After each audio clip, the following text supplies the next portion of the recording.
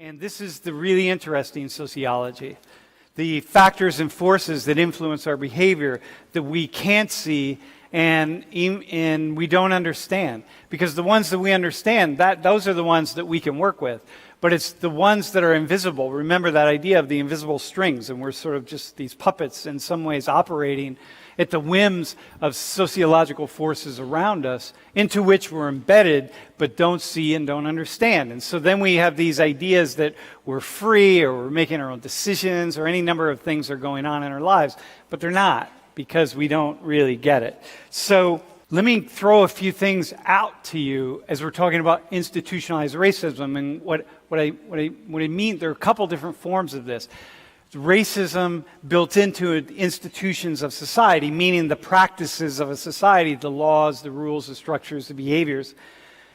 And there's the institutionalized racism that we see, say laws or practices that are directly meant to discriminate against certain people, or are built upon a racist structure of thinking, meaning that some groups are more advanced than other groups.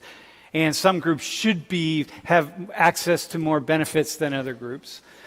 That's the evidence stuff. That's the stuff that we can see. Jim Crow laws, this sort of thing. Indirect institutionalized racism is the racism that emerges out of structures in ways that's not evident, that we can't really see it. And so what happens is it's hidden, it's institutionalized, it's deeply embedded into the practices of society. So that's the stuff I want to talk about today. So look at these numbers. This is New York City, 2017.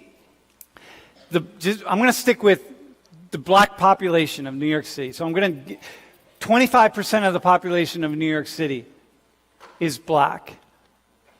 Okay? 25% of the population of New York City are marijuana users and marijuana dealers. Because the number of dealers is roughly equivalent to the number of users. Okay? What's the population of people who were arrested in New York City for marijuana crimes in 2017? It's 86.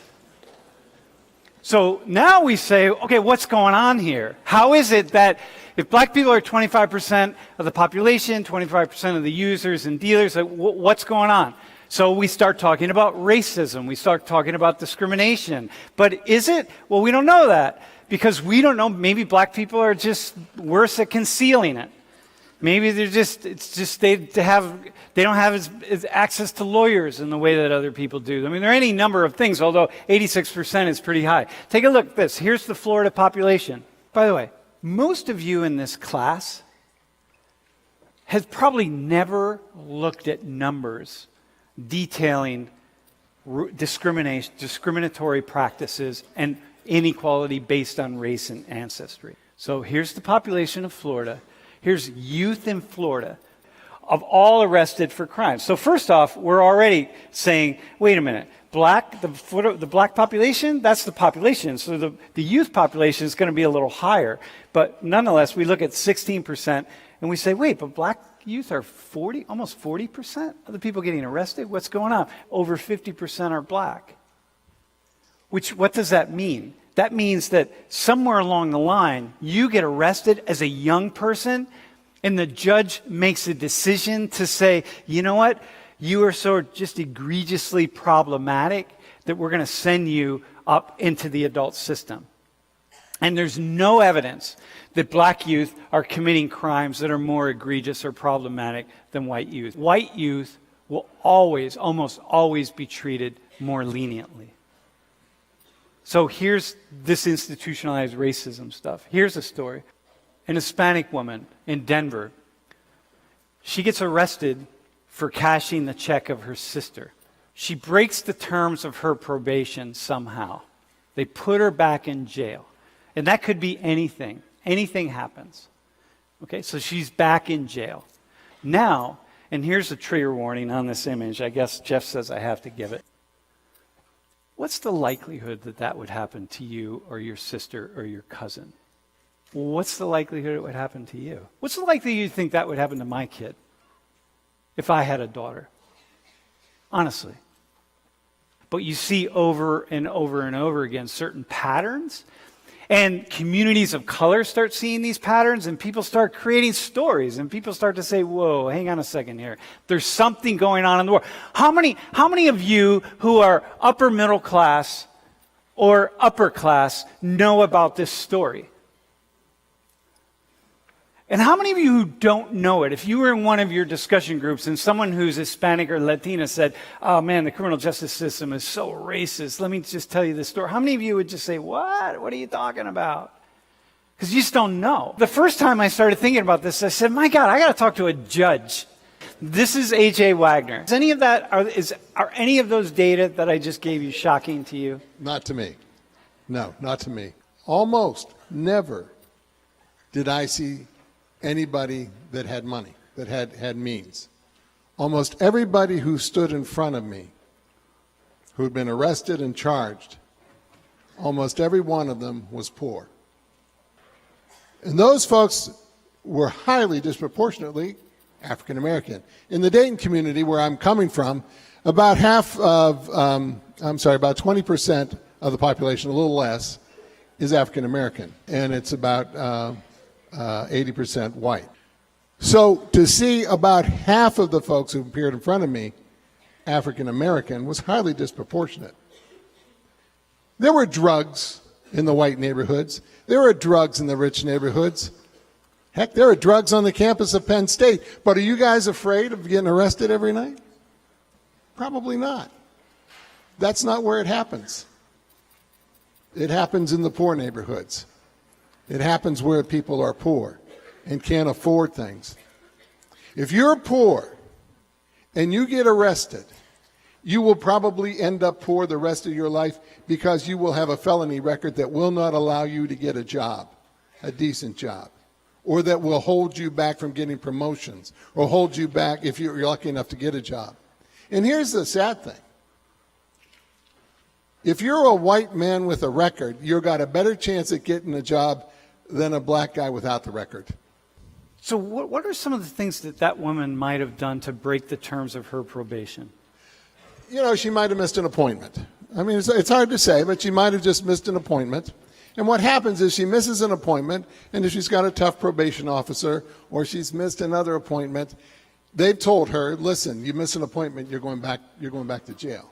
If you are black and you commit and you murder a white person, you're about 11 times more likely to get the death penalty than if you're white and you murder a black person. To see how the death penalty is applied with racial disparity, that when I got my first death penalty case, I recused myself and I said, I will not be part of this system. So, listen, I mean, I know you're one judge. I know you're one perspective. Most of us don't hear any perspectives from any judges ever. Right. So at least we get one that tells us, hang on, slow down, take a look around, think before we start coming up with ideas about what we think the justice system is or isn't, because maybe we really don't know. And had we spent 10 years in your robes, maybe we'd have different perspectives. And the perspectives come not only from watching and knowing that, geez, why do I never see any rich folks, anybody with money? Why are we doing this to people over the use of drugs? And most of the time, it's recreational use of drugs. Yeah. You know, they weren't out blasted or anything. They got stopped for jaywalking, or they got stopped and frisked, or they got pulled over because they didn't use their turn signal. There are over 500 sanctions that a drug defendant would get, civil sanctions that a drug defendant would get if he pled guilty in front of me. Those 500 sanctions are like, you can never have a daycare center, you can never have a license for running HVAC systems, you can never be a barber, you can never be a real estate agent, you can't get licenses for a lot of things. Why? Because one time when you were, what we say, young and dumb, and you had a piece of crack in your pocket. Or some weed. A weed. But people in here don't do that.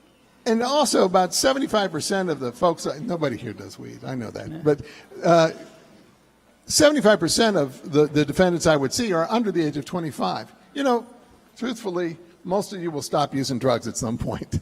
Most people grow out of it and say, okay, that was fun, but I got a life to live. And they move on. But here we are punishing them permanently for the rest of their lives with a record that will prevent them from getting jobs, prevent them from getting licenses, prevent them from getting scholarships, prevent them from getting housing. It will hinder them the rest of their lives and almost guarantee that they will live the rest of their life in poverty because they were poor to begin with. And then a large percentage of the population will never see that. Never see that. And never take any classes where they might see it. And the truth of it is they don't see it sometimes. Yeah. When I talk to folks who have a criminal record and have had a criminal record and well, you know, it was my fault. It's all my fault. It's about we have been so hard on everybody needs to take responsibility, personal responsibility, that we end up kicking ourselves and blaming ourselves and telling ourselves we're stupid and dumb. No, you screwed up. Now let's get on with our lives. But they can't get on with their lives. Yeah. And they realize it, but they blame themselves. They don't tend to blame society in general. They just blame themselves. But is that justice? Is it justice? Is it justice if we don't enforce laws against one group of people like we enforce them against another? You know, when Ferguson happened. Hang on. I'll talk. That's the question. Is it justice when we don't enforce the laws against one group of people that we enforce against another? That's the question. That's what today is about. Thank you, sir. Appreciate it. Yeah, thanks for coming.